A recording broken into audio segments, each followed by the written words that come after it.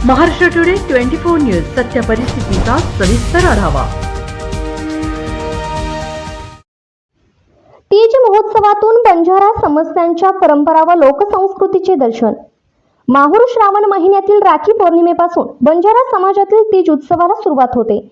सध्या माहूर तालुक्यातील ठिकठिकाणच्या बंजारा तांड्यावर तीज उत्सवाची धूम पाहायला मिळत आहे। तीज उत्सवाच्या बंजारा लोकगीतांनी तिथल्या लोकांवर चांगलाच गारुड घातला आहे। पारंपरिक वेशभूषेतून फेर धरून नाचणाऱ्या तरुणी महिला तीज महोत्सवातून बंजारा समाजाच्या परंपरा व लोकसंस्कृतीचे दर्शन घडवित आहेत। आपल्या भारतीय संस्कृतीत प्रत्येक समाज घटक वेगवेगळे उत्सव आपल्या वेगळ्या ढंगाने आणि परंपरेने साजरा करतात।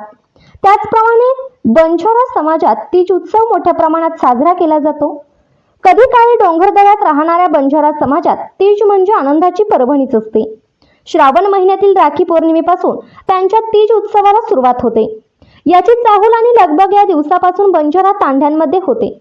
ती बंजारा लोकगीतांनी फक्त मौखिक असणाऱ्या या गीतांमध्ये कृष्णावर गीत म्हणली जातात। 10 दिवसाआधी अविवाहित मुली एका टोपलीत गौरी स्वरूप धान गहू पेरतात।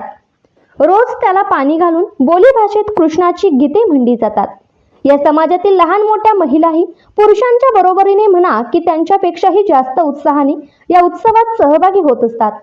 या काळातील बंजारा लोकगीत त्यांच्या संस्कृतीला समृद्ध आणि संपन्न करणारी असतात।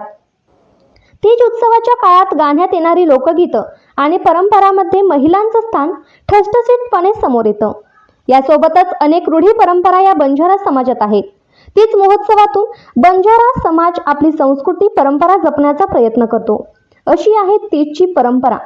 सिंधू संस्कृतीमधील मोहेंजोदडो हडप्पा संस्कृतीतून बंजारा समाजाची उत्पत्ती झाली आहे आणि तेव्हापासून हा तीज महोत्सव बंजारा समाजात साजरा केला जातो।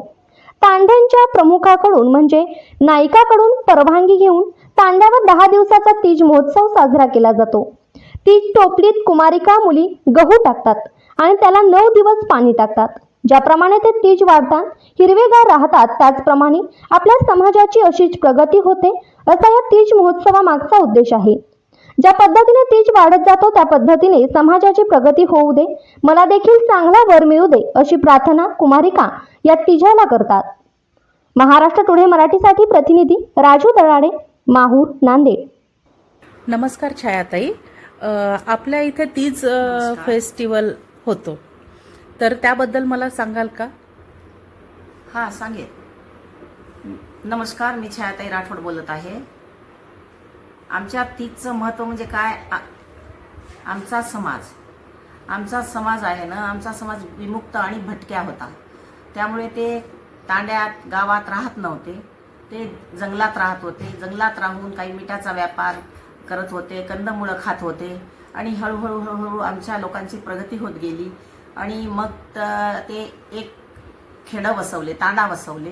त्या तांड्यामध्ये राहून त्यांना असं वाटायला लागलं की आपण इथे काय करायचं आणि कोणती आपत्ती याव नाही आपल्यावर, म्हणून त्यांनी एक जगदंबा देवीच्या नावाने गहू मुंगळ्याची माती आणून आजच महाराष्ट्र टुडे 24 न्यूजला सबस्क्राईब करा आणि सत्य परिस्थितीचा सविस्तर आढावा पहा।